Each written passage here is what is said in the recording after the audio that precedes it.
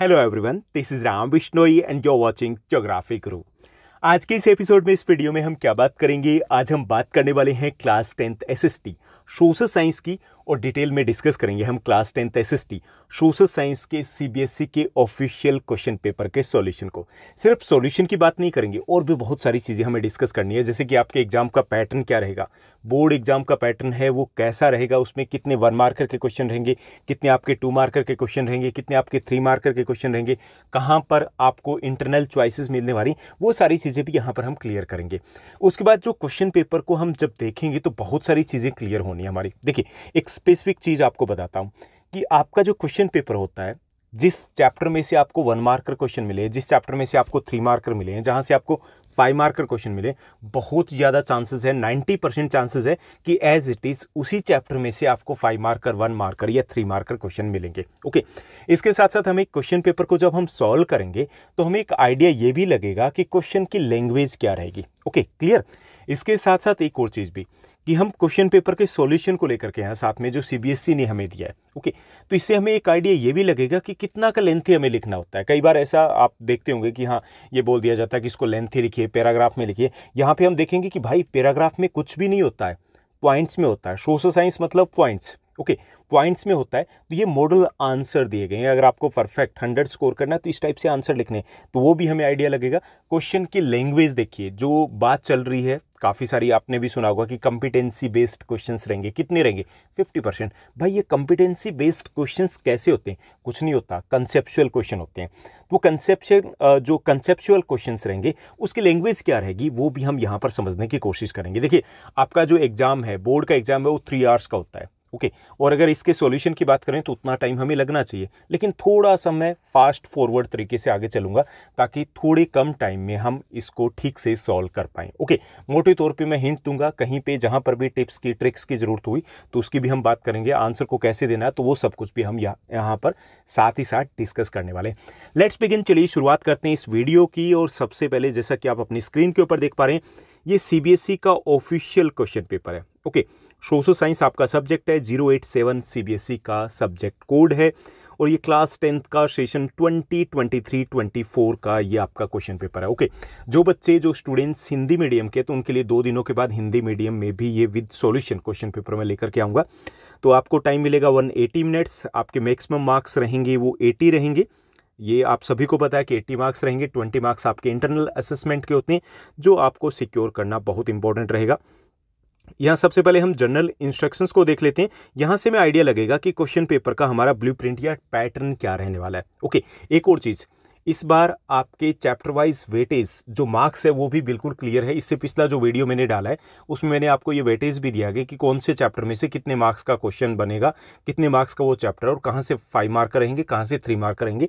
नहीं, अगर आपने उस वीडियो को देखा तो देख लीजिएगा। ओके, तो यहाँ देखिए, आपका जो क्वेश्चन पेपर रहेगा, इस बार का बोर्ड का जो क्वेश्चन पेपर रहेगा, उसमें टोटल 6 सेक्शंस रहेंगे। ओके, ABCDEF टोटल जो क्वेश्चंस रहेंगे आपके वो 37 रहेंगे, और all questions are compulsory. It means that आपको 1 to 37 सभी करने हैं। यहाँ पर आपको कोई चॉइसेस नहीं मिलेगी। हाँ, इंटरनल चॉइसेस मिलेगी। कहाँ पे मिलेगी? 3 मार्कर में। कहाँ पे मिलेगी? 5 मार्कर में। वहाँ पे कुछ मिल जाएगी। ओके, उसके बाद आपका जो सेक्शन ए रहेगा एग्जाम का, इसमें क्वेश्चन नंबर 1 to 20 रहेंगे। ये आपके एमसीक्यूज रहेंगे, 1 मार्कर क्वेश्चन रहेंगे, और सारे के सारे ऐसा नहीं रहेगा कि भाई आप जैसे कर लो कि व्हाट वेन वाले। ओके, नॉलेज बेस्ड सारे नहीं रहेंगे आपके। 4-5 क्वेश्चंस नॉलेज बेस्ड रहेंगे, बाकी रहेंगे आपके कंसेप्चुअल क्वेश्चन, जो कि हमें आइडिया लगेगा जब हम इनको सॉल्व करेंगे। ओके, उसके बाद सेक्शन बी में जब आप जाओगे तो वहाँ पे रहेंगे क्वेश्चन नंबर 21 to 24। कितने हो गए? टोटल 4 क्वेश्चन हो गए। ओके, ये आपके 2 मार्कर रहेंगे, और डायरेक्ट क्वेश्चन रहेंगे। ज़्यादा चांसेस है, जैसे 2 पॉइंट्स पूछ लिए, 2 एग्जाम्पल्स पूछ लिए, इस टाइप से। और अगर आपको ये पॉइंट्स या एग्जाम्पल नहीं दिया गया, ओपन एंड अगर क्वेश्चन दिया गया, तो आपको 3 पॉइंट्स लिखने हैं। ओके, कितने? 3 पॉइंट्स लिखने, that is more than enough. उसके बाद सेक्शन सी जो आपका रहेगा, उसमें आपके 5 क्वेश्चन होंगे। कौन से? 3 मार्कर क्वेश्चन रहेंगे, यानी कि शॉर्ट आंसर टाइप क्वेश्चन रहेंगे। और जो 3 मार्कर क्वेश्चन है वहाँ पे आपको 5 पॉइंट्स तक जा सकते हो। कितने? 5 पॉइंट्स मैक्सिमम, अगर आप पॉइंट्स में लिख रहे हो। अगर आपको ऐसा लग रहा है कि कोई क्वेश्चन ऐसा आ रहा है जिसमें आपके 5 पॉइंट्स ही नहीं बन रहे भाई, ठीक, तो क्या करोगे? आपको विद हेडिंग लिख देना है। क्लियर? विद हेडिंग लिखोगे तो चलेगा, आपका 3 पॉइंट से भी चलेगा। उसके बाद आपका सेक्शन डी रहेगा। इसमें क्वेश्चन नंबर 30, 31, 32, 33 टोटल 4 क्वेश्चंस रहेंगे, और ये आपके 5 मार्कर क्वेश्चन रहेंगे, और यहाँ पर आपको इंटरनल चॉइसेस मिलेगी। क्लियर? जैसा कि हम क्वेश्चन पेपर में देखने वाले हैं। तो ये कैसे रहेंगे आपके, जैसे पोल साइंस में से एक हो जाएगा, एक इको में से होगा, एक हिस्ट्री में से होगा, एक जियो में से होगा, इस टाइप से रहेंगे और इंटरनल चॉइसेस आपको मिलेगी। तो वो थोड़ा सा ईजी हो जाएगा कि ऐसा कुछ हो जाए, ये एक क्वेश्चन आपको ठीक से नहीं आ रहा है, या आपको लग रहा है कि भाई ये ठीक से नहीं हो रहा है, तो क्या करोगे, आपको दूसरा क्वेश्चन मिल रहा है वहाँ पे, ठीक। तो यानी यहाँ पे हमारे लिए गेम थोड़ा सा ईजी हो जाएगा स्कोर करना, कि कहीं पे अगर अटक रहे हैं, लटक रहे हैं, तो नीड नॉट टू वरी, हम सीधा दूसरे के ऊपर झपटेंगे। उसके बाद सेक्शन जो आपका ई रहेगा, इसमें रहेंगे आपके क्वेश्चन नंबर 34 to 36, 34, 35 एंड 36। ये आपके रहेंगे केस स्टडी बेस्ड क्वेश्चंस। देखिए इजी है स्कोर करना यहाँ पे केस स्टडी बेस्ड क्वेश्चंस में। और यहाँ पे भी कई सारे स्टूडेंट्स क्या करते हैं, जैसे लास्ट ईयर जो हमने बोर्ड की मार्किंग की उसमें हमने देखा, उसमें ये करते हैं कि यहाँ पर भी मिस्टेक कराते हैं। भाई दौड़ना काहे, ये वाले वो मार्क्स है जो हमारे पास खुद के हैं। इसमें से जैसे जो 4 मार्क्स का एक क्वेश्चन रहेगा, उसमें एक 2 मार्क रहेगा, 2 1 मार्कर रहेंगे आपके, ठीक, यानी ऐसे 4 बनेंगे। तो कई बार स्टूडेंट्स क्या करते हैं कि उसमें से 1 मार्कर तो हमें डायरेक्ट दे दिया गया, 2 मार्कर हमें डायरेक्ट नहीं दिया गया, हमें ओवरऑल उसमें से समराइज करके हमें मीनिंग निकालना है, वो क्वेश्चन निकालना है, उसका आंसर निकालना है। हमने क्या किया, स्किप कर दिया, कुछ भी नहीं लिखना है। ये स्कोरिंग है, थोड़ा सा बस ब्रेनस्टॉर्म करना है, आंसर आपको मिल जाएगा। यहाँ पे मार्क्स डिडक्ट नहीं होने चाहिए किसी भी सूरत में। ऐसा नहीं कि भागा दौड़ में ही करना है, आराम से दिमाग लगाइए, थोड़ा सोचिए, सॉल्यूशन होगा वो आसपास ही होगा। उसके बाद आपका जो सेक्शन एफ रहेगा, एफ सेक्शन में क्या रहेगा, आपके क्वेश्चन नंबर 37 रहेगा। ये आपका मैप वर्क का क्वेश्चन रहेगा। और कितने मार्क्स रहेंगे, इसके जो मार्क्स रहेंगे वो 5 मार्क्स रहेंगे। 5 मार्क्स में देखिए इस क्वेश्चन के 2 पार्ट रहेंगे आपके। फर्स्ट जो पार्ट रहेगा 37A, ये आपका हिस्ट्री में से रहेगा, 2 मार्क्स का 2 मार्कर 2 क्वेश्चंस रहेंगे आपके। और ये आपके हिस्ट्री के second chapter nationalism in India, Bharat में राष्ट्रवाद, वहाँ से 2 पॉइंट रहेंगे। टोटल आपको 7-8 पॉइंट्स दिए गए, उनमें से 2 रहेंगे, बहुत ईजी है यहाँ से स्कोर करना। और 37B है, ये आपके जियो में से रहेगा, यहाँ से आपके 3 मैप वर्क के आइटम्स दिए होंगे 3 मार्क्स के लिए। और ये भी बहुत ईजी है क्योंकि सीबीएसई ने स्पेसिफाई कर रखा है कि भाई ये पॉइंट्स करने हैं आपको, वही आपको करने हैं और वहाँ से आप स्कोर कर पाओगे। मैप वर्क का वीडियो भी ऑलरेडी मैं पब्लिश कर चुका हूँ, अगर आपने नहीं देखा तो प्लेलिस्ट में जाइएगा, class 10th and 9th map work का एक प्लेलिस्ट बना रखी, तो वहाँ पर आपको मिल जाएगा चैप्टर वाइज हिस्ट्री का भी और चैप्टर वाइज आपको जियो का भी। क्लियर। उसके बाद देखिए कि यहाँ पे इन्होंने क्या मेंशन किया है, इंस्ट्रक्शंस में दिया गया है, there is no overall choices in the question paper में कोई ओवरऑल चॉइस नहीं मिलेगी। हालांकि आपको इंटरनल चॉइसेस मिलने वाली है, कहाँ पे मिलेगी आपको 3 मार्कर, और ये मिलने वाली है 5 मार्कर पे। क्लियर। और आपके 50% जो क्वेश्चंस रहेंगे वो CBQ यानी कॉम्पिटेंसी बेस्ड क्वेश्चंस रहेंगे, यानी कि 50% जो वेटेज रहेगा वो CBQ क्वेश्चंस के लिए रहेगा। तो आपको थोड़ा सा ध्यान कंसेप्ट के ऊपर ज़्यादा देना है। यानी CBQ का सीधा सा मतलब ये नहीं कि रॉकेट साइंस कुछ होने वाली है या फिर मंगलयान है वहाँ भेजा जाएगा वो क्वेश्चन लेकर के आएगा, आपकी बुक में से ही क्वेश्चन रहेंगे। लेकिन उन बच्चों के लिए ईजी रहेगा जो बुक से करें, जो नोट्स प्रिपेयर करें, जो सीधा डायरेक्ट गाइड में से करें, वहाँ पे प्रॉब्लम आ सकती है, दिक्कत आ सकती है। ओके, चलिए हम सेक्शन ए की तरफ पढ़ते हैं क्योंकि क्वेश्चन पेपर इस पूरे को सॉल्व भी करना है, अच्छा खासा लेंथ है। तो देखिए सेक्शन ए में हमें मिलेंगे 20 क्वेश्चन। कौन से रहेंगे? MCQs। इसमें देखिए फर्स्ट जो हमें क्वेश्चन दिया गया, identify the correct option that describe the act given below. Okay, देखिए इसमें the act was passed by the Imperial Legislative Council। इसमें पहला जो हिंट दिया गया है कि Imperial Legislative Council है, उसने इसको पास किया है। It gave power to the government of repress political activities। और इस एक्ट को जो क्यों पास किया गया था? To control the political activities, जो पॉलिटिकल एक्टिविटीज़ चल रही थी उस वक्त देश में, उसको कंट्रोल करने के लिए। ये हिस्ट्री में से आपका क्वेश्चन। And it empowered the government to detain political prisoners without trial. जैसे हम बात करते हैं ना, बिना अपील, बिना वकील, बिना दलील का कानून था ये, यानी कि इसमें कभी भी किसी को भी अरेस्ट किया जा सकता था। तो किस कानून की बात करें, किस एक्ट की बात करें? तो यहाँ पे बात की जा रही है रॉलेट एक्ट की। ओके, किसकी बात की जा रही है? रॉलेट एक्ट की। तो इसमें आपका जो करेक्ट आंसर रहेगा वो ए रहेगा, रॉलेट एक्ट। उसके बाद सेकंड क्वेश्चन देखिए, सेकंड क्वेश्चन जो हमें दिया गया, which place in India has an artificial lake to conserve water that dates to 11th century. यहाँ पे ये आपके जियो के 3rd चैप्टर की बात की जा रही है कि 11th सेंचुरी में one of the largest lake, artificial lake of that time was constructed. कि उस वक्त की सबसे बड़ी जो आर्टिफिशियल लेक थी वो कंस्ट्रक्ट की गई थी कब? 11th सेंचुरी में। कहाँ पे कंस्ट्रक्ट की गई थी ये हमसे पूछ रहे हैं, तो वो भोपाल लेक थी, भोपाल में कंस्ट्रक्ट की गई थी। ओके, उसके बाद नेक्स्ट देखिए 3rd जो हमारा क्वेश्चन है, ये भी उसी टाइप का क्वेश्चन है। देखिए कॉम्पिटेंसी बेस्ड क्वेश्चंस इसी टाइप के क्वेश्चंस को बोलते हैं, यानी कि हमें डायरेक्ट क्वेश्चन नहीं पूछेंगे। यहाँ पे हमें दिया गया है कुछ डेटा दिया गया है, क्या दिया गया है इसको रीड करना भाई। ये जो डेटा दिया गया इसमें बात की गई लिटरेसी की। हम पहले क्वेश्चन देख लेते हैं। क्वेश्चन है as per the data given above who has the least percentage of literacy rate in rural population. अब देखिए लिटरेसी रेट दी गई रूरल पॉपुलेशन की, सिर्फ यहीं से हमारा क्वेश्चन बनेगा यहाँ से पहला तो ठीक। तो इसमें से हमें बताना कि रूरल पॉपुलेशन में लीस्ट लिटरेसी रेट किनका है, तो फीमेल का है। ओके किसका है, फीमेल का, तो डी हमारा आंसर हो जाएगा। ये देखिए 76% मेल्स एंड 54% फीमेल, तो डी हमारा करेक्ट आंसर होगा यहाँ से। ओके तो हम कई बार पहले क्वेश्चन देख लेते हैं ना, तो हमें थोड़ा इजी आइडिया हो जाता है कि भाई क्या पढ़ना है, कहाँ से पूछ रहा है, ठीक। उसके बाद बात करते हैं नेक्स्ट क्वेश्चन की। नेक्स्ट जो हमें क्वेश्चन दिया गया, क्वेश्चन नंबर 4 दिया गया कि which of the following options, इनमें से कौन सा ऑप्शन है that following options represent potential measures that can be taken to mitigate the threats posed on the tiger population in biodiversity. देखिए कि इनमें से कौन सा ऑप्शन है जो सूटेबल रहेगा कि अगर हमें टाइगर पॉपुलेशन या बायोडाइवर्सिटी को कंजर्व करना है तो उसके लिए क्या करना पड़ेगा। देखिए इसमें पहला है जो ऑप्शन दिया गया, banning hunting, giving legal protection to their habitats, restricting trade in wildlife. बिल्कुल सही कह रहे हैं, हंटिंग को बैन कर दीजिए भाई, और जो उनकी जो नेचुरल हैबिटेट्स है उसको प्रोटेक्ट कीजिए। ओके और जो ट्रेड है वाइल्ड लाइफ का उसके ऊपर बैन लगाना चाहिए। दूसरा है prohibiting the visit of public into the forest area, इसकी ज़्यादा से नीड नहीं है। Okay establishing wild life sanctuaries and national park, wild life sanctuary या नेशनल पार्क सेटअप कर दिए जाए, ये भी अच्छी बात है। Conserving forest in converting forest into the reserved and protected forest में कन्वर्ट किया जा सकता है, ये भी ठीक है। तो इसका मतलब ये हुआ कि 1, 3 एंड 4 ये स्टेप्स उठाए जा सकते हैं। तो 1, 3 एंड 4 की अगर बात करें तो यहाँ पे ये हमारा डी करेक्ट आंसर हो जाएगा। ओके डी है वो हमारा करेक्ट आंसर है यहाँ पे, क्लियर। उसके बाद देखिए 5th क्वेश्चन हमें दिया गया क्वेश्चन पेपर में, When many countries of Europe came together to form the European Union, that was chosen as its headquarter, that was selected as headquarter, किसको, यहाँ पे ब्रुसेल्स को इलेक्ट किया गया था। ये देखिए हमारा पोल साइंस के फर्स्ट चैप्टर में से क्वेश्चन लिया गया पावर शेयरिंग में से, कि देखिए कहाँ बेल्जियम टूटने वाला था, और उसके बाद जो पावर शेयरिंग का रिजल्ट आउटकम ये निकल के आया कि जो ब्रुसेल्स थी वो पूरे यूरोपियन यूनियन की कैपिटल बनती है। ओके तो ब्रुसेल्स हमारा आंसर रहेगा कि जब यूरोपियन यूनियन बनाई गई तो ब्रुसेल्स को हेडक्वार्टर चुना गया था। उसके बाद 6th जो हमें क्वेश्चन दिया गया क्वेश्चन पेपर में, 6th क्वेश्चन को देखिए, which of the following statements accurately distinguishes between majoritarianism and power sharing, कि इनमें से कौन सा स्टेटमेंट है जो हमें सही से डिफ्रेंशिएट करता है कि मेजोटर्निज्म और पावर शेयरिंग में ओके बहुसंख्यकवाद और सत्ता की साझेदारी जो है उसमें अंतर है। तो इसमें देखिए एक जो हमारा है वो करेक्ट आंसर रहेगा।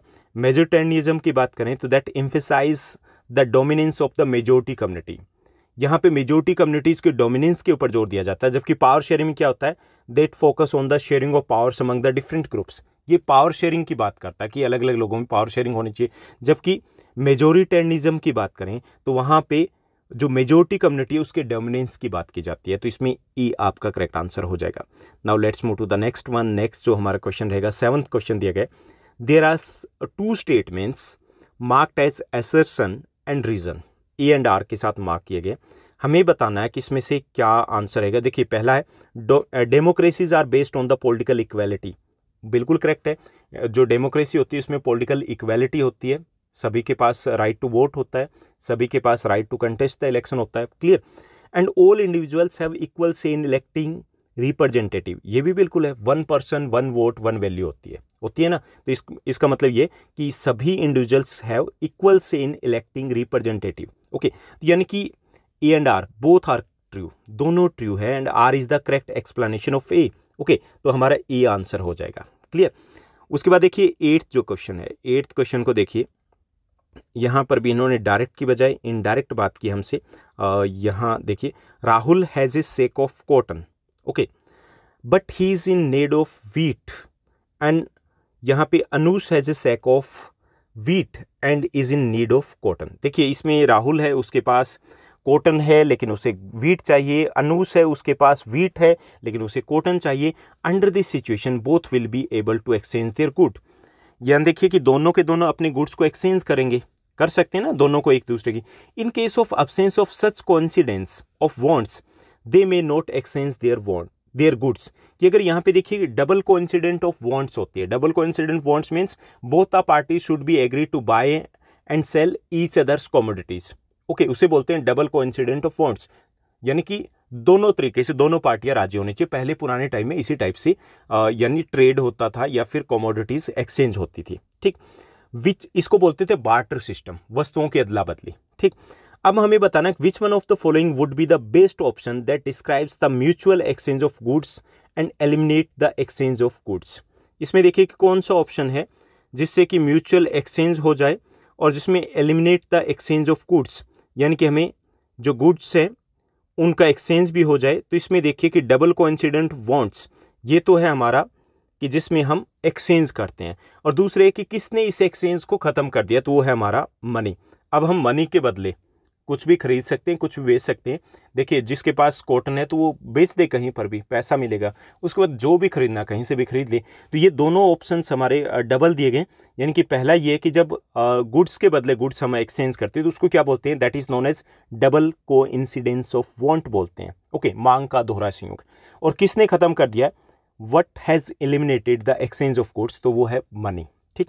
तो डी आपका करेक्ट आंसर रहेगा। तो ये भी आपका एक कॉम्पिटेंसी बेस्ड क्वेश्चन है इस टाइप से, यानी कि क्वेश्चंस तो सिंपल सा है लेकिन उसको कई बार ये घुमा देते हैं, उसकी लैंग्वेज थोड़ी सी ऐसी रहेगी कि आपको कंसेप्ट को समझना पड़ेगा। 9th क्वेश्चन को देखिए। 9th क्वेश्चन दिया गया, you are a citizen of a country that has democratic form of government. आप एक ऐसे देश में हो जहाँ पे डेमोक्रेसी है। You want to ensure that the system of power sharing in your country is effective and that no one branch of government has absolute power. आप ये चाहते हो कि वहाँ पे प्रॉपर पावर शेयरिंग हो आपके देश में, और वहाँ पर कोई भी जो ऑर्गन है गवर्नमेंट का उसके पास एब्सोल्यूट पावर नहीं होनी चाहिए कि वो दूसरे को डराए धमकाए, ऐसा नहीं होना चाहिए दूसरे ऑर्गन्स को। तो यहाँ देखिए कि आप क्या चाहते हो। तो इसमें देखिए सी आपका करेक्ट आंसर रहेगा। Power is separated among the legislative, executive and judicial branches and with each branch having its own responsibilities and powers। कि ये सही बेस्ट जो तरीका होगा जिसके अकॉर्डिंग आप अपने गोल को अचीव कर सकते हो, वो ये कि देश में जो एग्जीक्यूटिव है, जो आपका लेजिस्लेटिव है, जो जुडिशरी है, उनके पास इक्वल पावर्स होनी चाहिए और उनकी अपनी रिस्पॉन्सिबिलिटीज़ या पावर्स होनी चाहिए, सेपरेट पावर्स होनी चाहिए। ओके, तो ये सिस्टम होता है, तो वहाँ पर डेमोक्रेटिक गवर्नमेंट वो बेटर तरीके से काम कर पाएगी, फंक्शन कर पाएगी, जैसा कि अपने देश में है। उसके बाद देखिए कि नेक्स्ट जो हमारा क्वेश्चन रहेगा, क्वेश्चन नंबर 10 देखिए। 10th जो क्वेश्चन दिया गया, identify the painting from the options given below. नीचे की तरफ जो ऑप्शंस दिए गए हैं उसमें से हमें क्या करना है, उसमें से हमें आइडेंटिफाई करना है। क्या आइडेंटिफाई करना है कि ये क्या है। ओके, तो यहाँ देखिए कि ये जो पिक्चर दी गई है आपकी बुक में दी गई, हिस्ट्री में दिया गया है फर्स्ट चैप्टर में, ये फ्रैंकफर्ट पार्लियामेंट की पिक्चर है। कहाँ की है, फ्रैंकफर्ट पार्लियामेंट की पिक्चर है। तो यहाँ पे ए आपका करेक्ट आंसर हो जाएगा, फ्रैंकफर्ट पार्लियामेंट। ये 1848 में फ्रैंकफर्ट पार्लियामेंट ऑर्गेनाइज की गई थी। ये एक तरीके से पहली कोशिश थी, पहला अटेम्प्ट था for the unification of Germany, हालांकि ये अनसक्सेसफुल रहा था। उसके बाद 10th जो हमें क्वेश्चन दिया गया, the following question is for visually impaired candidates के लिए, कि यानी जो देख नहीं सकते उनके लिए दिया गया, यानी कि 10th की जगह पर। तो उसमें दिया गया कि crown of oaks leaves stand for, जो यहाँ पे एक सिंबल जो फर्स्ट चैप्टर में लिया गया, the crown of oak leaves, वो किसके लिए होता है, उसका मतलब किसको सिंबलाइज करता है। तो यहाँ पे डी करेक्ट आंसर रहेगा, हीरोइज्म को, वीरता का प्रतीक होता है, बहादुरी का प्रतीक होता है। ओके, जो ओक लीव्स का जो क्राउन होता है, जैतून के पत्तों का ताज। उसके बाद नेक्स्ट जो हमें क्वेश्चन दिया गया, क्वेश्चन नंबर 11 दिया गया। 11th क्वेश्चन को देखिए। 11th क्वेश्चन भी काफ़ी लेंथी दिया गया। Evaluate the impacts of opening foreign trades on the global economy by identifying the appropriate statements among the following options. कि हमें जो फॉरेन ट्रेड है, विदेशी व्यापार है, ये इको का भी क्वेश्चन है, हिस्ट्री में भी इसमें ग्लोबलाइजेशन की बात की गई है, तो मेनली इको में से लिया गया कि जो ओपन हम ट्रेड करें, अब जो फॉरेन कंपनीज है वो अपनी यहाँ पे आ रही है, that is part of the globalization. तो उसके इम्पैक्ट्स क्या है, the choices of the goods in the markets increase, बिल्कुल सही है कि मार्केट में हमारे पास चॉइसेस बढ़ गई है। अगर मान लीजिए कि हमारे पास फ़ोन गुड्स नहीं पहुंच पाते तो क्या होता, मार्केट में एक अम्बेसडर गाड़ी होती है, एक या दो टीवी के ब्रांड होते हैं, एक या दो मोबाइल के ब्रांड होते हैं, इतने ब्रांड हमारे पास नहीं होते, इतने विकल्प उपलब्ध नहीं होते। सेकंड दिया गया, producers from two countries closely compete against each other despite the distance between their location. कि प्रोड्यूसर्स, अलग अलग देशों के प्रोड्यूसर्स होते हैं, वो भी कंपटीशन में आ गए। अपने यहाँ पे अमेरिका के प्रोडक्ट आ रहे हैं, अपने यहाँ पे ऑस्ट्रेलिया के प्रोडक्ट आ रहे हैं, अलग अलग बैठे हैं, लेकिन कंपटीशन है वो इंडियन मार्केट में उनका। ओके, थर्ड दिया गया है different phone traders thus result in connecting the markets or integration of the markets in different countries। Market एक दूसरे से इंटीग्रेट हो गई है, एक ही रेट रहता है उन मार्केट में, इन मार्केट में एक जैसा बना रहता है। ऑनलाइन का ज़माना है कि वहाँ सस्ता होगा तो वहाँ से हम परचेज करेंगे। मार्केट आपस में जुड़ गई, कनेक्ट हो गई है, एक मार्केट का असर दूसरे के ऊपर पड़ता है। ये भी सही है, ये भी एक इम्पैक्ट है। Okay, the quality of the product is always good. हालांकि प्रोडक्ट की जो क्वालिटी है वो इम्प्रूव जरूर हुई है, लेकिन हमेशा अच्छी हो जरूरी नहीं। चाइनीज़ प्रोडक्ट भी तो आ रहे हैं इससे। ओके, तो ये नहीं हो सकता, यानी कि जो फर्स्ट सेकंड थर्ड जो ऑप्शन है, यानी कि ये जो 3 स्टेटमेंट है वो अप्रोप्रिएट है, वो सही है। ओके, तो हमारा बी जो है वो करेक्ट आंसर रहेगा। Now let's move to the next one. Next रहेगा हमारा 12th question. Choose the correct options to complete the statement. Statement को कंप्लीट करने के लिए करेक्ट ऑप्शन को चूज करना है। If a government provides its citizens a right or means to examine the process of decision it is called। कि एक सरकार है वो अपने नागरिकों को अधिकार देती है कि आप कैसे निर्णय लिए जाते हैं, क्या किया जा रहा है, वो सब कुछ आप देख सकते हो, तो उसे क्या कहेंगे। तो इसमें देखिए जो आंसर दिया गया है वो है unaccountable government. Okay, unaccountable government, हालांकि इसमें सी भी होना चाहिए था। ट्रांसपेरेंट गवर्नमेंट भी उसे बोलते हैं, पारदर्शी है, सरकार क्या करी है वो नागरिक जान सकते हैं। तो ओके, तो यहाँ पे आपके दोनों ऑप्शन होने थे, हालांकि यहाँ पर सीबीएसई की ओर से जो आंसर दिया गया वो है अनअकाउंटेबल गवर्नमेंट। क्लियर। उसके बाद 13th क्वेश्चन को देखिए। 13th जो हमें क्वेश्चन दिया गया, question number 13, arrange the following statement in sequential order. Sequential order में अरेंज करना है based on the events that shape the non cooperation movement के अकॉर्डिंग। हमें क्या करना है, इनको सीक्वेंस में अरेंज करना है कि पहले क्या हुआ था। तो इसमें देखिए हम ज़्यादा टाइम नहीं लगा रहे हैं, तो इसमें सबसे पहले अगर बात की जाए तो सेकंड रहेगा forced recruitment carried out by the British government. British government ने ज़बरदस्ती लोगों को सेना में भर्ती किया था। And the economic hardship faced by the people during the first world war. यानी कि जब फर्स्ट वर्ल्ड वॉर होता है तो शुरुआत में क्या किया था, सबसे पहले लोगों को ज़बरदस्ती सेना में भर्ती किया था। उसके बाद क्या हुआ था, फर्स्ट वर्ल्ड वॉर के बाद General Dyer open fire at the large crowd gathered in the enclosed ground of the Jallianwala Bagh. उसमें देखिए कि सबसे पहले 1914 ये फर्स्ट वर्ल्ड वॉर शुरू होता है। उसके बाद फोर्स्ड रिक्रूटमेंट होती है। 1919 में जाकर के क्या होता है, दूसरा इंसिडेंट होता है, जलियांवाला बाग कांड होता है। ठीक, उसके बाद नेक्स्ट जो रहेगा वो fourth, Gandhi ji launched a nation wide satyagraha against the Rowlatt Act. कि जो रोलेट एक्ट था उसके खिलाफ गांधी जी वो नेशन वाइड एक सत्याग्रह लॉन्च करते हैं। और उसके बाद the defeat of the Ottoman emperor of Turkey, और उसके बाद खिलाफत मूवमेंट लॉन्च किया जाता है, वो कि रोलेट एक्ट के बाद लॉन्च होता है। तो ये यहाँ पे रहेगा आपका sequence 2 second first fourth and third, ये स्टेटमेंट का सीक्वेंस रहेगा हमारा।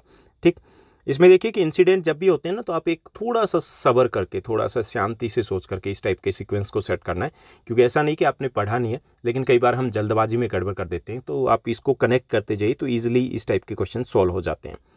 उसके बाद देखिए नेक्स्ट जो हमारा क्वेश्चन रहेगा 14th क्वेश्चन है। देखिए 1 मार्कर क्वेश्चन में भी आपको अच्छा खासा टाइम लगेगा, जैसे दिखते हैं वैसे नहीं रहेंगे एमसीक्यूज। यही कॉम्पिटेंसी बेस्ड क्वेश्चन है, यही आपके वैल्यू बेस्ड क्वेश्चन है।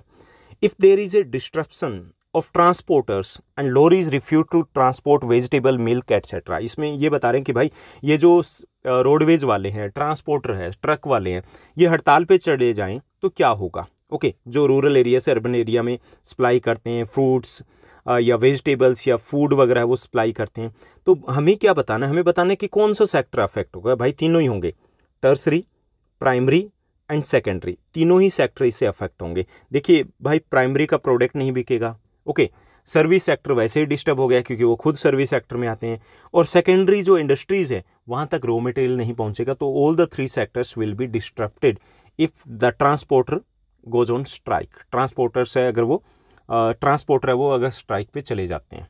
क्लियर। उसके बाद देखिए नेक्स्ट जो क्वेश्चन रहेगा, नेक्स्ट रहेगा क्वेश्चन नंबर 15 दिया गया, consider the statements given below and choose the correct answer.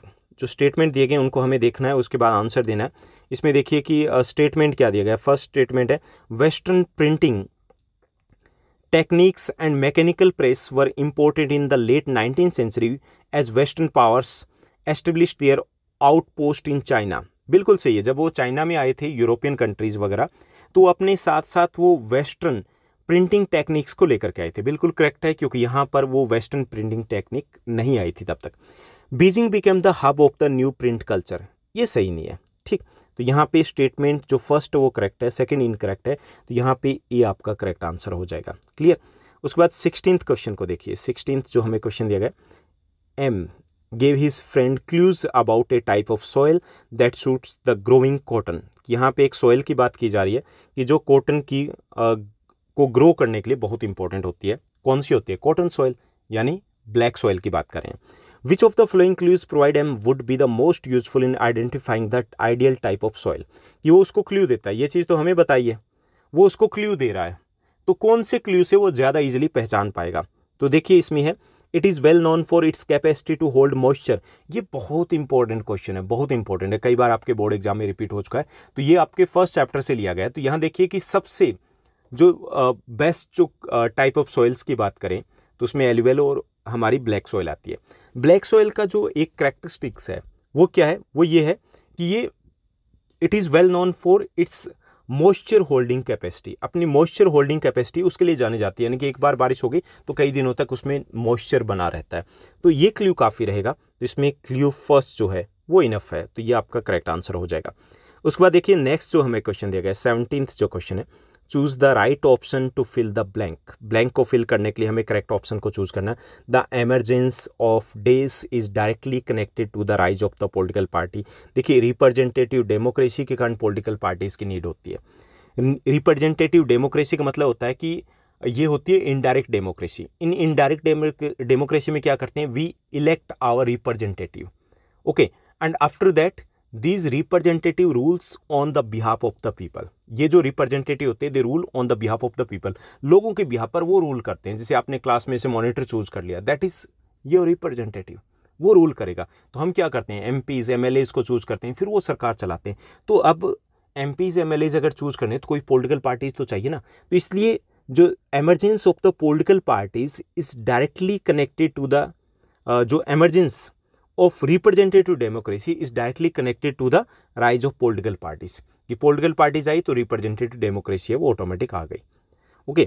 उसके बाद नेक्स्ट जो क्वेश्चन देखिए, नेक्स्ट जो हमें क्वेश्चन दिया गया, क्वेश्चन नंबर 18 दिया गया, डायरेक्ट क्वेश्चन है। चलिए कुछ क्वेश्चन तो डायरेक्ट रहेंगे। The process of integration between different countries is called globalization. जो पूरा गांव है वो ग्लोबल विलेज की तरह हो गया है। हिंदी में बोलते हैं वैश्वीकरण, विश्व का एक होना, विश्व का एकीकरण होना, दैट इज द वैश्वीकरण। तो उसे इंग्लिश में बोलते हैं ग्लोबलाइजेशन। सो ग्लोबलाइजेशन ने क्या किया है? Globalization has connected the different countries, it is connected the different markets, अलग अलग मार्केट्स को कनेक्ट कर दिया है, ओके। तो ये ग्लोबलाइजेशन है, वैश्वीकरण है।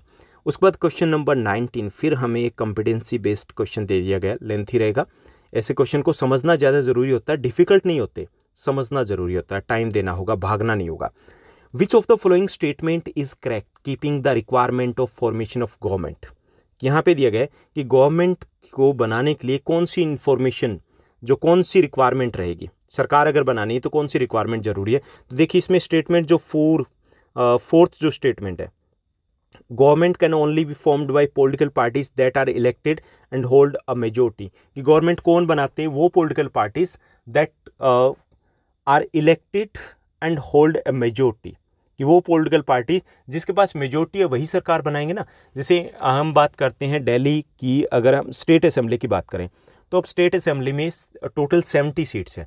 तो जिसके पास मेजोरिटी होगी, मेजोरिटी मतलब आधे से एक ज़्यादा, 36 सीट्स होगी आउट ऑफ 70, तो वो सरकार बनाएगी, ओके।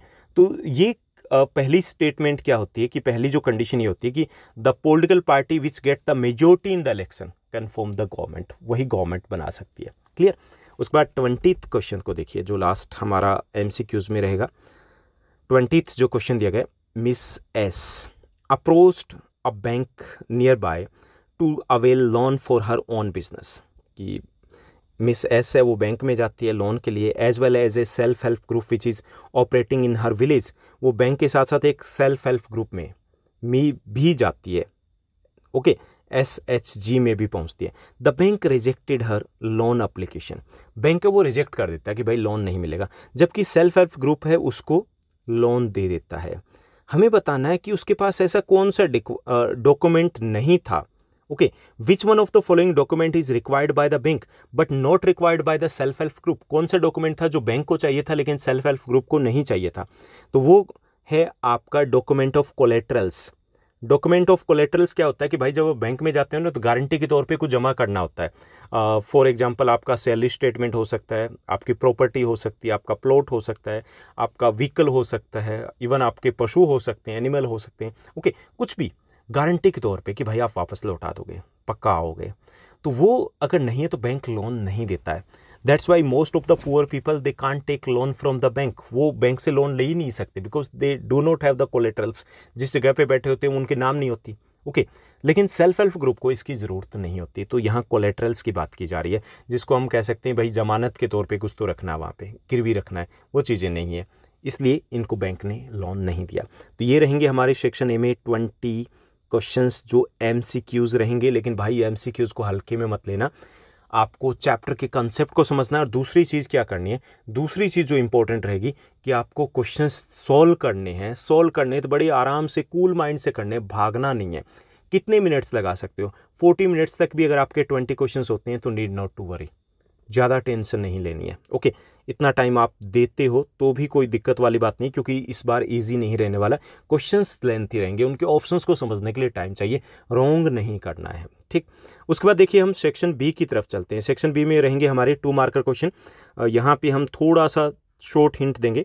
देखिए यहाँ पे दिया गया कि study the map thoroughly and mention the language that are dominantly present in Belgium. कि मैप को देखना है और उसके बाद हमें बताना है कि बेल्जियम में कौन सी लैंग्वेज बोली जाती है। तो यहाँ पे देखिए कि जो लैंग्वेज, मैप को देख करके हमें पता चल रहा है कि क्या क्या लैंग्वेज बोली जा रही है। तो यहाँ पे है जो दिया गया फ्रेंच स्पीकिंग, जो ये है सारा का सारा फ्रेंच स्पीकिंग एरिया, और ये जो है ये आपका डच स्पीकिंग एरिया है। ओके, यहाँ पे बात की जाए तो 40% बेल्जियम में जो लोग हैं वो French speakers and 59% people are Dutch speakers. Okay, तो French and Dutch are the most prominent language of Belgium. Map से भी पता चल रहा है, वैसे भी आपको पता होगा।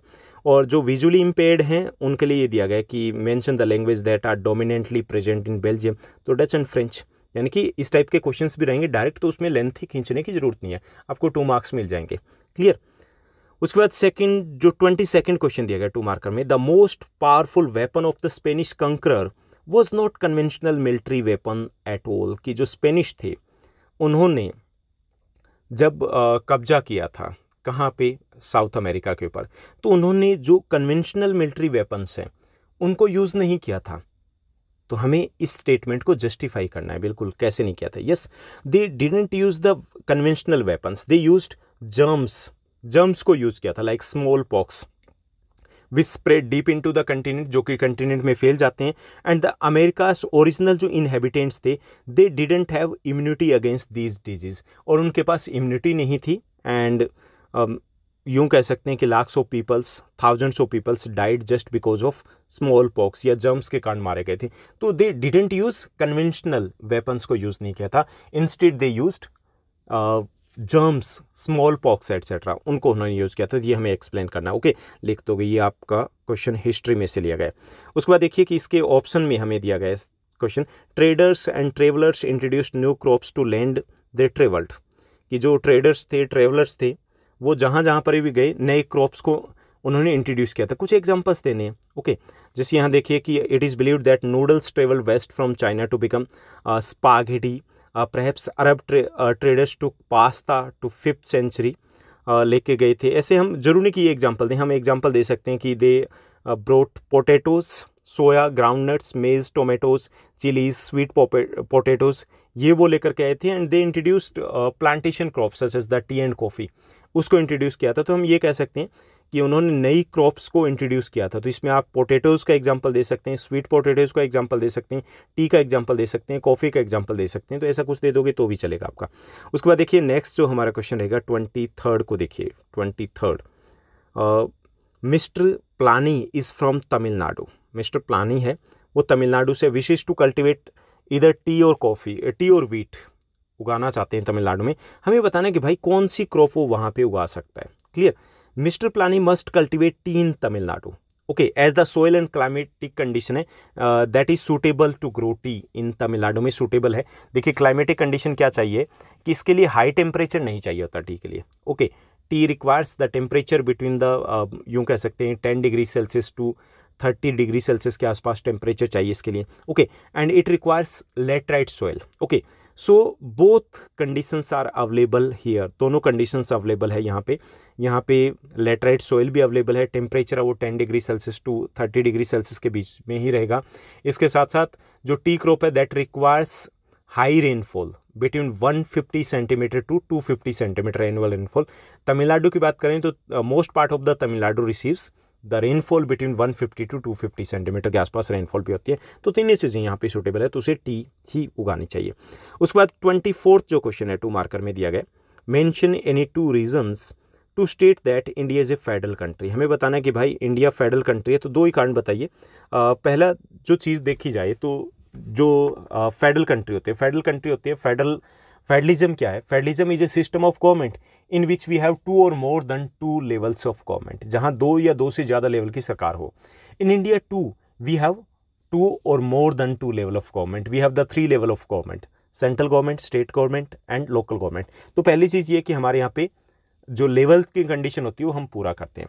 Second, all the levels of the government they have their separate powers, जो कि फेडरलिज्म में होता है। हमारे यहाँ पे सबकी पावर अलग अलग है। Okay, they have their separate source of income, उनके सोर्स ऑफ इनकम है वो अलग अलग है। तो ये 3 चीज़ें बता दोगे तो भी चलेगा, जरूरी नहीं कि ये सारी चीज़ें आप यहाँ पे मेंशन करो। आप इंडिपेंडेंट जुडिशरी को भी मेंशन कर सकते हो, तो कोई भी 2 पॉइंट आप लिखते हो तो that is enough.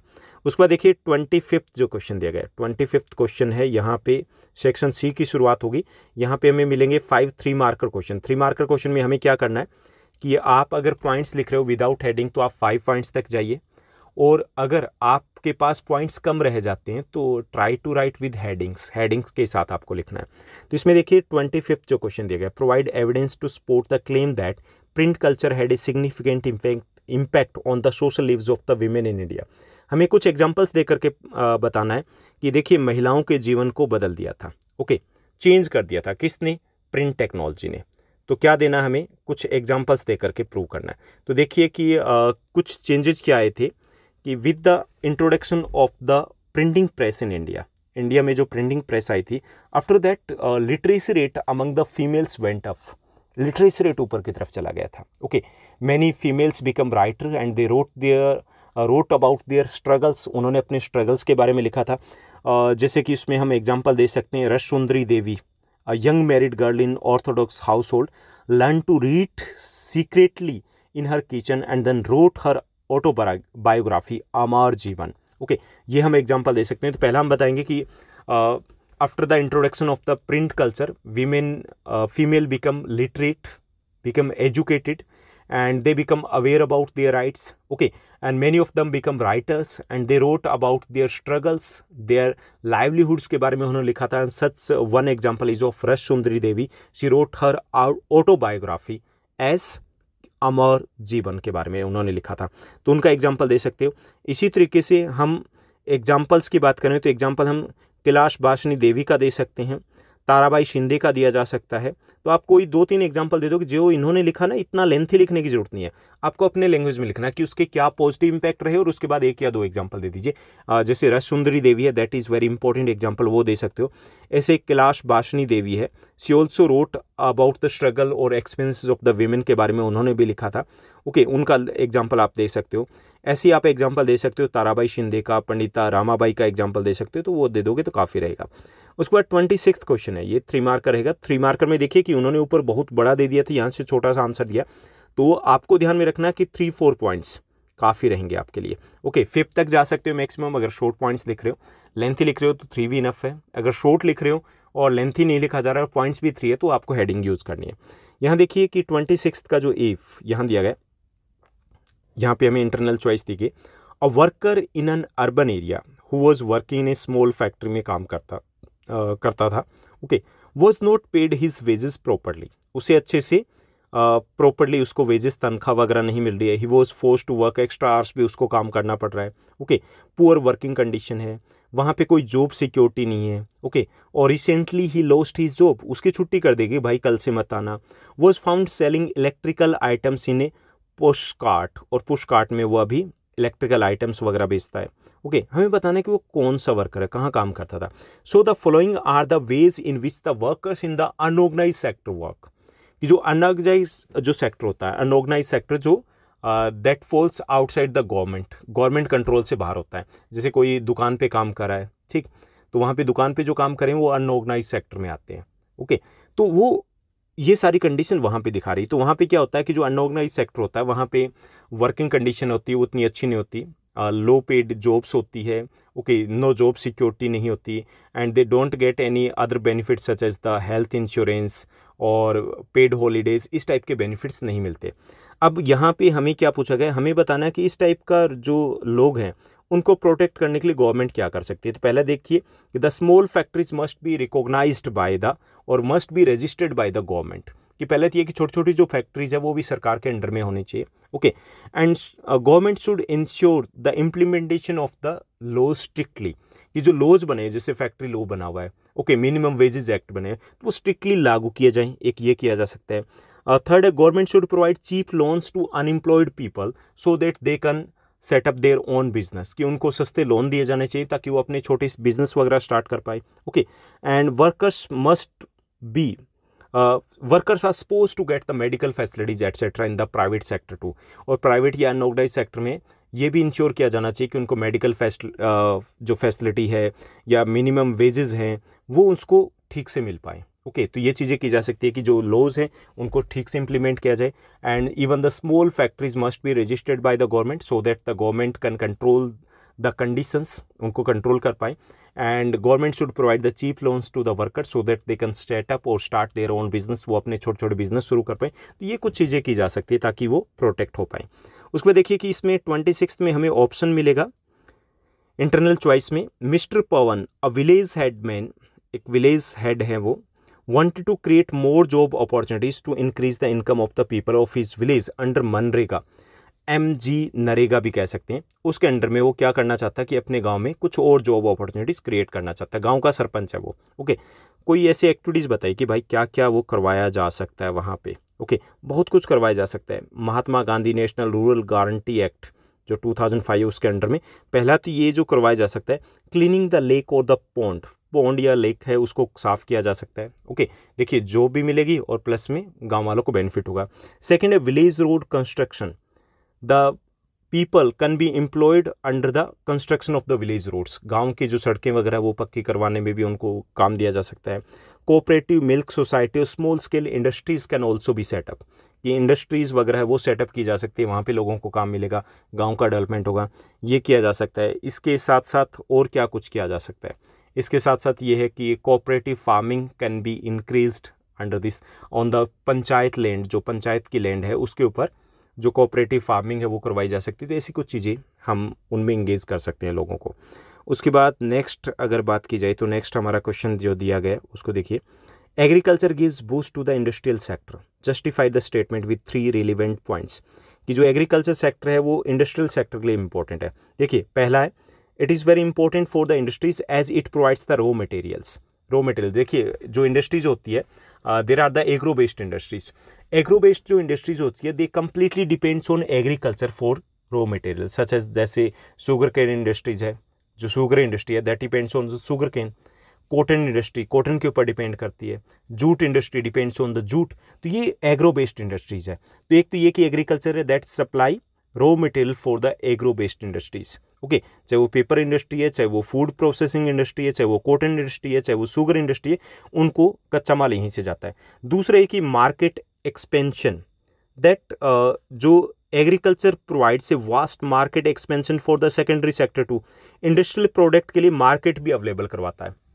Agriculture sector works as a market for the industrial sector such as, जैसे क्या क्या चाहिए इसके लिए, चाहिए मशीन एंड टूल्स चाहिए एग्रीकल्चर में, require seed, pesticides, fertiliser etcetera.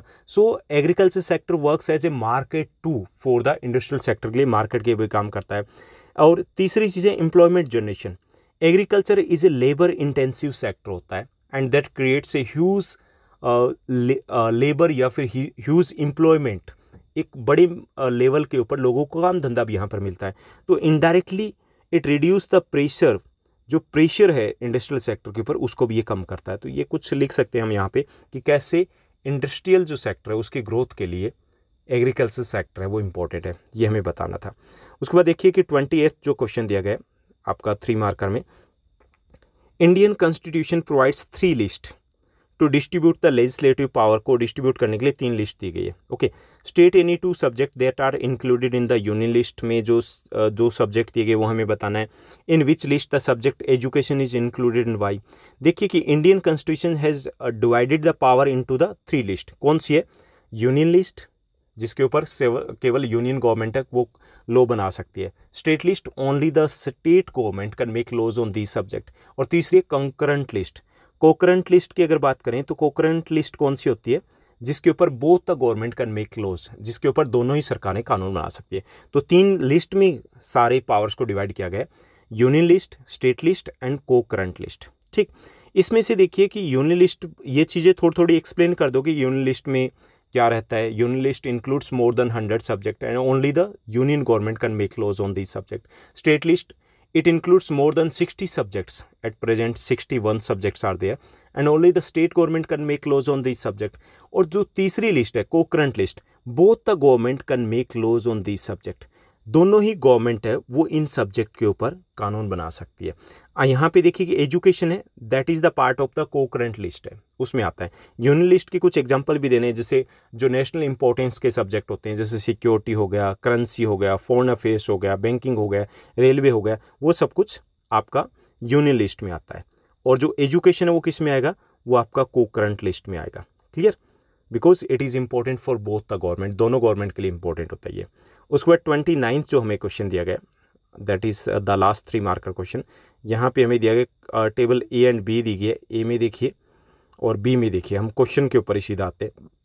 इसमें दिया गया कि remarkable fact about the India is that there has been a change of the share of the 3 sectors in GDP. GDP के शेयर में change आए हैं।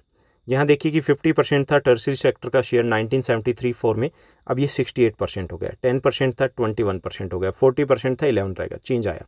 बट यहाँ एम्प्लॉयमेंट की बात करें तो उतना चेंज नहीं दिख रहा है। ओके, 18% से 31 पे गए, यहाँ 68% है, यहाँ 71 से 44 पे आए हैं, जबकि शेयर तो बहुत कम हो गया, चेंज नहीं आया। Okay, why didn't a similar shift of primary sector happen in case of employment? कि एम्प्लॉयमेंट शिफ्ट क्यों नहीं हुआ? जीडीपी में शेयर तो चेंज हो गया, लेकिन लोग अभी भी प्राइमरी सेक्टर में अटके हुए हैं। सेकेंडरी और टर्सरी में इतने लोग काम धंधे पे क्यों नहीं लगे? कारण बताइए। पहला जो इसमें रहेगा, insufficient job creations in the secondary and tertiary sector में। देखिए जॉब उतनी क्रिएट नहीं हो पाई, पहला तो कारण हम ये बताएंगे, थोड़ा सा डीप में जाकर के लिखोगे। सेकेंड है under employment in the agriculture sector. Agriculture sector में देखिए हमें काफ़ी सारे लोग दिखाई दे रहे हैं, more than 40% people are still engaged in the agriculture sector, but there is underemployment. Underemployment मतलब हम hidden employment कह सकते हैं। People seems to be working, लोग वहाँ पे काम करें, but they are not getting according to their potential. अपनी potential के according उनको पैसा नहीं मिल रहा है। तो वहाँ पे लोग तो लगे हुए, लेकिन exactly they are not giving or playing their role in the production में कोई रोल प्ले नहीं करे। और एक ये भी कह सकते हैं कि इसके साथ साथ, यानी कि 2 कारण तो ये हो गए। तीसरा अगर हम बात करें तो इसमें कह सकते हैं कि slow development of the industrial and जो टर्सरी सेक्टर उसका डेवलपमेंट उतना नहीं हो पाया। ओके, अनइवन डिस्ट्रीब्यूशन भी कह सकते हैं कि जो इंडस्ट्रियल सेक्टर है तो वो हर जगह अवेलेबल नहीं है। तो ये कुछ चीज़ें। इसके साथ साथ ये भी कह सकते हैं कि lack of skills that in India still even today, यूँ कह सकते हैं कि 50% पीपल जो हैं they are not getting the higher education, वो हायर एजुकेशन नहीं ले रहे हैं। They don't have any skills, उनके पास स्किल्स नहीं है। That's why they are not able to get the jobs in the secondary and the tertiary sector में, उनको जॉब नहीं मिल पा रही है। तो 3 चीज़ें क्या क्या लिख सकते हो? एक तो लिख सकते हो कि insufficient job opportunities created in the secondary and tertiary sector में जॉब नहीं क्रिएट की जा सकी है। और दूसरा लिख सकते हो under employment in the agriculture sector में लोग लगे हुए बस काम करते दिखाई दे रहे हैं, हालांकि काम है नहीं। और तीसरा हम लिख सकते हैं कि लैक ऑफ स्किल्स। तो ये आप यहाँ पे मेंशन कर सकते हो, यहाँ से आपका आंसर बन जाएगा। उसके बाद देखिए कि क्वेश्चन नंबर जो 29 है, इसमें ऑप्शन भी दिया गया। ऑप्शन किसके लिए गया? ऑप्शन दिया गया क्योंकि इसमें टेबल दी गई, तो विजुअली जो इम्पेयर्ड हैं उनके लिए यहाँ पे ऑप्शन रहेगा। ओके, आपको हालांकि जो क्वेश्चन है क्वेश्चन नंबर 29 जो पहला है वही करना है, ये नहीं कि आपके लिए भी ये इंटरनल चॉइस आपके लिए नहीं रही गई। ओके, इसमें जैसे क्वेश्चन दिया गया tertiary sector activities help in the development of primary and secondary sector, इसमें एग्जांपल देके बताना। Okay, it is very true that tertiary sector is very important for the growth और the development of the primary and secondary sector के लिए important है। It provide services provide करते हैं, such as the transportation service हो गई। Okay, उसको provide करते हैं। अब ट्रांसपोर्टेशन सर्विस है वो डायरेक्टली अफेक्ट करता है प्राइमरी एंड सेकेंडरी सेक्टर को। इसके अलावा it provides the indirect services too, such as the hospital, such as the educational institutions, इसी तरीके से पुलिस स्टेशन, कोर्ट्स, ये सर्विसेज है। These are also very important for the development of the primary and secondary sector के लिए important है। Okay, इसके अलावा जो रिसर्च है that is also carried out in the tertiary sector and that is also very important for the development of the primary and secondary sector. तो ऐसे कुछ एग्जांपल दे सकते हो, बहुत सारे इसमें पॉइंट्स निकल सकते हैं। तो यानी कि टर्सरी सेक्टर है, एक तो वो डायरेक्ट सर्विस दे रहा है वो बता दीजिए, एक इनडायरेक्ट सर्विस दे रहा है वो बता दीजिए, एक आप रिसर्च बता दीजिए। ये तीनों ही चीज़ें इंपॉर्टेंट होती है प्राइमरी और सेकेंडरी सेक्टर के लिए। क्लियर। उसके बाद देखिए कि नेक्स्ट जो रहेगा हमारा सेक्शन डी सेक्शन में क्या रहेगा, हमारे 5 मार्क का क्वेश्चन रहेंगे 4। तो यहाँ पे हम मोटे तौर पे इनकी बात करेंगे कि क्या क्या आपको लिखना है। जो 30 है इसमें इंटरनल चॉइसेस मिलेगी, जो पहला ऑप्शन हमें दिया गया है analyse the impact of mining activities on the local environment and the health of the surrounding communities, इसके ऊपर बताना है। देखिए भाई, यहाँ पे बात की जा रही है कि hazards of the mining industry. आपके एनसीईआरटी की बुक में जो आपका 5th चैप्टर वहाँ पे दिया गया कि what are the hazards of the mining industry. Mining industry it is also known as the killer industry, इसे घातक उद्योग बोलते हैं। ओके, क्यों कहते हैं, तो यहाँ पे काफ़ी सारे रिस्क होते हैं। There are the risk of collapsing mine roofs, यहाँ पे रिस्क होता है छतें गिर जाती है कई बार खानों की। There is also the risk of the fires, जो फायर्स आग का भी रिस्क होता है, जैसे कोयले की खानें होती हैं उनमें आग लग जाती है। Okay, there is always a risk of lung related disease, यहाँ पे जो फेफड़ों से संबंधित बीमारियां होती है उनका अच्छा खासा खतरा होता है। Okay, there is also a risk of the floods, बाढ़ का खतरा होता है, कई बार खानों में पानी भर जाता है। ओके, इसके साथ साथ और क्या क्या कि जो माइनिंग है दैट कॉजेज लैंड पॉल्यूशन इसके कारण होता है, दैट कॉजेज वाटर पॉल्यूशन भी इसके कारण होता है, that effect the surrounding environment को भी अफेक्ट करते हैं। Okay, that causes soil erosion, जो खदानें खुली छोड़ दी जाती है तो मिट्टी का कटाव भी होता है। तो ये कुछ रिस्क खतरी हैं। Okay, that's why it is known as a killer industry, इसलिए इसको किलर इंडस्ट्री कहा जाता है। तो ये सब कुछ यहाँ पे मेंशन करना है। ठीक, तो कुछ हिंट यहाँ पर दिए गए हैं। उसके बाद देखिए कि जो बी आपका क्वेश्चन दिया गया, non conventional source are the best option to conserve the natural resources, हमें इस स्टेटमेंट को एक्सप्लेन करना है। तो नॉन कन्वेंशनल सोर्स कौन से होते हैं, नॉन कन्वेंशनल सोर्स की अगर बात करें तो these are the sources of energy which we are using from the recent time, जो हम हाल ही के समय से हमने यूज़ करना शुरू किया, जैसे solar energy, biogas, wind energy, tidal energy, geothermal energy. These are the non conventional source of energy. These sources of energy are also known as the source of energy of future के source of energy में इनको कहा जाता है। These are renewable source of energy, renewable है, we can use them again and again, we can easily reproduce them. Okay, these are easily available, these are easy to use, okay, and these are comparatively cheaper source of energy, okay, ये सस्ते भी होते हैं। That's why these are known as the best option to conserve the natural resources। जो हमारे non renewable है उनकी जगह इनको यूज़ करके हम उनको कंजर्व कर सकते हैं। तो ये सब कुछ हम यहाँ पे मेंशन कर सकते हैं, इनके फीचर्स बता सकते हैं कि क्यों ये इतनी इंपॉर्टेंट है। ओके, इसमें सिर्फ एटॉमिक एनर्जी है, उसको छोड़ करके बाकी है वो फ्यूचर के सोर्स ऑफ एनर्जी है। उसके बाद जो हमारा नेक्स्ट क्वेश्चन रहेगा 31, जो क्वेश्चन नंबर 31 यहाँ पर दिया गया, how would you evaluate Napoleon as an administrator who created a more rational efficient system. हमें ये बताना है कि जो नेपोलियन है उसको कैसे एवेल्युएट करोगे आप एज ए एडमिनिस्ट्रेटर, क्या वो अच्छे थे, कुछ एग्जाम्पल दे के बताने। ओके, तो Napoleon, no doubt Napoleon was a very good administrator, बहुत अच्छे प्रशासक थे। In 1804 he introduced civil code that is also known as the Napoleonic code, उन्होंने इंट्रोड्यूस किया था। उसमें क्या कुछ किया था, he established the uniform law system, he introduced the uniform law system means one nation one law, एक देश में एक जैसा कानून उन्होंने इंट्रोड्यूस किया था। Okay, he introduced the uniform ये कह सकते हैं कि ट्रेडिंग रूल्स एक जैसे लेकर के आए थे। ओके, यूनिफॉर्म टैक्स सिस्टम को उन्होंने इंट्रोड्यूस किया था। इंट्रोड्यूस द यूनिफॉर्म करेंसी, एक जैसी करेंसी वो लेकर के आए थे। He abolish the birth based rights को उन्होंने खत्म कर दिया था। He abolish the feudal system को उन्होंने अबॉलिश कर दिया था। Okay, he improved the transport system, he improved the communication system. तो ऐसी कुछ चीज़ें उन्होंने इंट्रोड्यूस की थी। That's why he is known as the one of the best administrator of that time. Okay, तो उन्होंने क्या क्या किया था कि ही introduced uniform currency, he introduced the uniform law system, एक देश में एक जैसा कानून। He introduced the uniform tax system.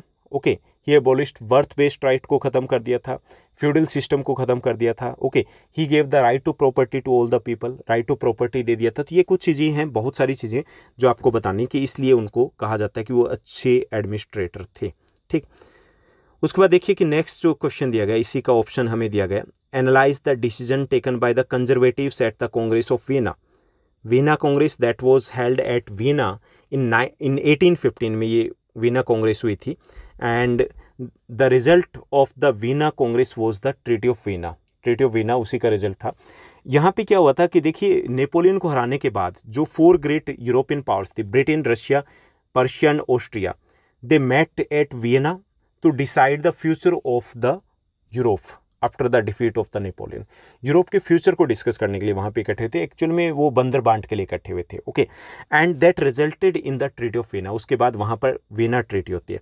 उन्होंने क्या किया था कि पहली जो काफ़ी सारी जो चेंज लेकर के आए थे, उसमें पहला ये था कि दे री इंट्रोड्यूस्ड बॉर्बन जो डायनेस्टी थी उसको दोबारा से they restored the Bourbon dynasty in France.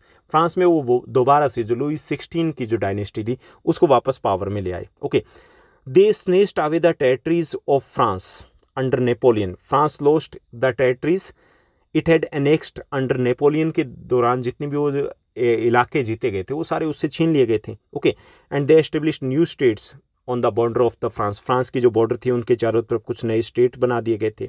Okay, तो ये चीज़ें की गई थी।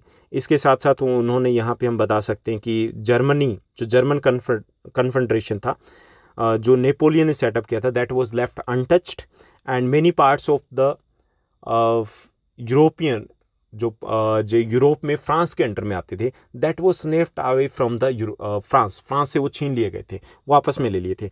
यानी कि यहाँ पे हमें क्या क्या बताना है कि क्या कुछ हुआ था। तो सबसे पहले आप क्या बताओगे? सबसे पहले हमें बताना है कि ये वियना कांग्रेस क्या थी। तो Vienna Congress was held in 1815 after the defeat of the Napoleon. Okay, पहली चीज। Okay, and Vienna Congress was headed by Metternich. Metternich was the chancellor of Austria at that time, वो हेड थे इसके। And 4 European powers who defeated Napoleon they met there. कौन से थे? Britain, Russia, Persian, Austria, and they met there to decide the future of Europe after the defeat of the Napoleon. Okay, and that resulted in the Vienna Treaty. Vienna Treaty में क्या किया था कि पहली चीज़ ये की थी कि the Bourbon dynasty was restored in France and France lost the territories it had annexed under the Napoleon। वो सारे इलाके उससे छीन लिए गए थे। इसके साथ साथ a series of states was set up on the boundaries और borders of France के चारों तरफ कुछ छोटे छोटे स्टेट बना दिए गए थे to prevent France from further expansion in future. कि उन्हें लगता कि भाई फ्रांस गड़बड़ करेगा, तो चारों तरफ कुछ स्टेट्स बना दिए गए थे, such as the kingdom of Netherlands, Belgium, okay, Switzerland etcetera. इसके साथ साथ जो जर्मन कन्फेडरेशन था of 39 states that was set up by the Napoleon, that was left untouched. उसको अनटच छोड़ दिया गया था कि भाई फ्रांस को रोकना भी था फ्यूचर में। ये सारी चीज़ें यहाँ पर हुई थी। उसके बाद देखिए क्वेश्चन नंबर 32 जो दिया गया। क्वेश्चन नंबर 32 है, analyse the role of the multi party system in democratic country like India. देखिए, there are the 3 party system. Single party system, the countries which have the single party, जहाँ पे एक ही party होती है उसे single party system कहते हैं। Means that only one party contest the elections and hold power, such as in China. China में single party system है, एक ही पार्टी चुनाव लड़ती है, वही जीतती है, वही हारती है। सेकेंड होता है 2 party system. Some countries have 2 political parties. They contest the elections and they have the chances to hold power, to form the government. Okay, such as USA and UK.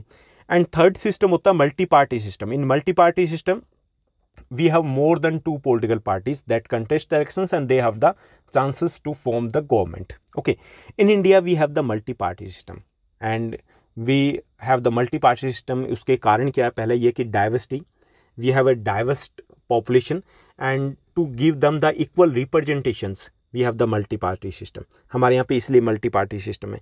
इसके साथ साथ India is a diverse country on the basis of the culture to provide them the equal say in the democracy we have adopted multi party system, कि सबको मौका मिले अपनी बात करने का, अपनी सरकार बनाने का, इसलिए हमने मल्टी पार्टी सिस्टम को अडोप्ट किया है. ओके, तो ये 1-2 पॉइंट्स आप बता सकते हो कि इसलिए कि हमारे यहाँ पे डाइवर्सिटी ज़्यादा है, इंडिया एक ह्यूज साइज़ की कंट्री है. ओके, इसके लिए, और to provide them the actual meaningful choice to the people we have adopted multi party system, कि लोगों के पास चॉइसेस रहे कि भाई ये नहीं कि 2 ही पार्टी है, तो इसलिए हमने मल्टी पार्टी सिस्टम को अडॉप्ट किया है. तो ये सब कुछ आपको बताना है. पहले आप बताओगे पॉलिटिकल पार्टी क्या है, फिर बताओगे 3 टाइप के सिस्टम है, फिर आप आ जाओगे मल्टी पार्टी सिस्टम के ऊपर कि ये क्या है, क्यों अडॉप्ट किया. इसी में हमें जो ऑप्शन दिया गया है हमारा इंटरनल चॉइस में, evaluate the significant distinctions between the national and regional political parties में हमें डिफ्रेंशिएट बताना है. पॉलिटिकल पार्टी क्या होती है कि when the people come together to form government and contest election, that is known as a political party. कि when people come together to form to contest elections and form government and they have some common program, that is known as a political party. 2 type की होती है, national होती है और regional political party होती है. अब देखिए कि जो नेशनल पॉलिटिकल पार्टीज होती है, they are powerful in the nation, they have the vote bank in the entire nation. Okay, and जो नेशनल पॉलिटिकल पार्टीज होती है, they deal with the national issues के साथ वो डील करती है. जबकि रीजनल पॉलिटिकल पार्टीज होती है, they have limited vote bank in 1 or 2 states होते हैं, and they deals with the regional issues को डील करती है. नेशनल पॉलिटिकल पार्टीज़ जो होती है उसकी अगर बात की जाए तो they have the more chances to form the government in the central level, and when the जो रीजनल पॉलिटिकल पार्टीज़ होती है, they have the chances to form the government in at the state level only. जैसे Congress, BJP की बात करें तो national political party है. और अगर हम बात करें जैसे कुछ समाजवादी पार्टी हो गई, आरजेडी हो गई, तो these are the regional political party. ठीक, तो ये यहाँ पे है. उसके बाद देखिए कि एक और इसका पार्ट दिया गया कि रीजनल पॉलिटिकल पार्टी को अगर नेशनल पॉलिटिकल पार्टी बनना है तो उसे क्या चाहिए, 2 कंडीशन को पूरा करना होता है. A party must gain at least 6% of total votes in Lok Sabha, कि या तो वो 6% वोट ले, लोकसभा में जितने वोट पड़े हैं वो उसको लेने होते हैं, और असेंबली इलेक्शंस इन 4 स्टेट्स, या फिर 4 स्टेट के असेंबली इलेक्शन में अलग अलग वो 6% वोट ले ले. ओके, तो एक तो कंडीशन ये है. इसके साथ साथ win at least 4 seats in Lok Sabha. Okay, a party must gain at least 6% vote in the Lok Sabha election और gain 6% votes in the 4 state assembly elections and win at least 4 Lok Sabha seat उसको जीतनी होती है. पहली चीज़ ये है. ओके, यानी कि वो उसको चाहिए, तब वो क्या बनेगी, वो नेशनल पॉलिटिकल पार्टी बन सकती है. Okay, a party has to receive at least 6% of the total votes in the legislative elections to become a regional party. जबकि रीजनल पार्टी बनना है तो आसान है. उसके लिए क्या चाहिए कि ये party need to get 6% vote in the state assembly election, जो भी जिस भी स्टेट में इलेक्शन लड़ रही है 6% उसको वोट लेने, and need to win at least 2 seats, और केवल 2 सीटें उसको जीतनी है स्टेट असेंबली की, तो उसको रीजनल का दर्जा मिल जाता है. नेशनल के लिए 6% ही चाहिए, लेकिन वो या तो 4 स्टेट में हो या फिर नेशनल लेवल पे हो, और 4 लोकसभा की सीट जीतनी है. ओके, तो ये रहेगा आपका क्वेश्चन यहाँ से. उसके बाद नेक्स्ट क्वेश्चन की बात करेंगे. नेक्स्ट जो हमें क्वेश्चन दिया गया 33rd क्वेश्चन है, 5 मार्कर में लास्ट है. देखिए, a farmer has borrowed money from a money lender, सिर्फ उन्होंने पैसा लिया हाई रेट ऑफ इंटरेस्ट के साथ, and as he couldn't pay the interest, इसलिए वो ब्याज नहीं दे पाए. He was forced to borrow from another landlord to settle the amount for the interest borrowed to the money lender, और इसके लिए ब्याज को लौटाने के लिए वो दूसरे से फिर पैसा उधार लेता है. State the consequences he may face in this situation. देखिए, उसमें क्या कंसिक्वेंसेज फेस करेगा. Farmer has fallen into the डेब्ट ट्रैप में फंस गया, ऋण के जाल में फंस गया. ओके, इसमें क्या हो सकता है, इसमें कई सारी चीज़ें हो सकती है कि he is in a situation where he will not be able to repay the debt incurred, because कि वो उस पैसे को लौटा नहीं पाएगा जो भी उसने लिया है.